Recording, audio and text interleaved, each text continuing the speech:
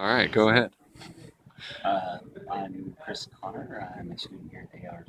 I built a binary adder, 4 bits plus 4 bits.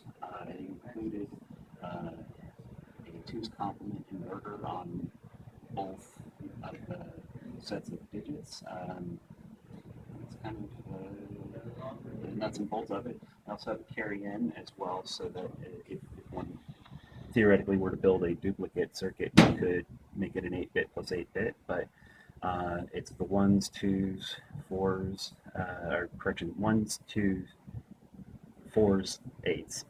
Um, and this is the inverter here. So a 1 plus a 1 gives us a 2. Um, a 2 plus a 1 gives us a 3.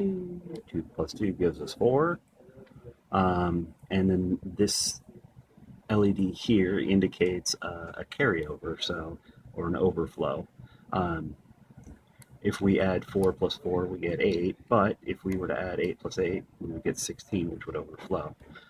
Since the greatest we could store is 0 to 15, and if we go, in any case, even this one, we're now overflowed back into a 1, but with a carry flag. So